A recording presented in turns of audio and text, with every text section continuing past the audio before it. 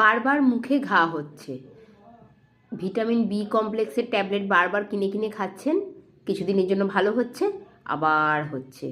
কিন্তু লক্ষ্য করে দেখবেন আপনার কিন্তু খাদ্যাভ্যাস এমন কিছু খারাপ নয়, মানে আপনি মোটামুটি সচ্ছল ফ্যামিলির মানুষ এবং ঠিকঠাক খাবার দাবার খাচ্ছেন, কিন্তু আপনার মুখে ঘা কমছে না।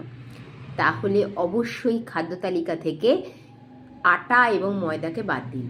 আটা ময়দার সমস্ত জিনিস বন্ধ করলে দেখবেন 1 মাসের মধ্যে মুখে ঘা হওয়ার প্রবণতা অনেক কমে যাবে। কারণ এটা হতে পারে যে বারবার মুখে ঘার কারণ আপনি সিলিয়াক ডিজিজে ভুগছেন। এতে আটা ময়দার যে গ্লুটেন থাকে সেই গ্লুটেনের অ্যালার্জি হয়, ফলে আমরা যে খাবারটা খাই তার নিউট্রিশনাল ভ্যালুটা আমরা পাই না, নিউট্রিয়েন্টগুলো অ্যাবজর্ব হবে না শরীরে ঠিকমতো, তার ফলে আমাদের অপুষ্টি হয় এবং মুখে ঘা হয়। আটা ময়দার সমস্ত প্রোডাক্ট খাদ্য তালিকা থেকে বাদ দিয়ে দিন, 1 মাসের মধ্যে দেখবেন মুখে ঘা হওয়ার প্রবণতা কমে গেছে।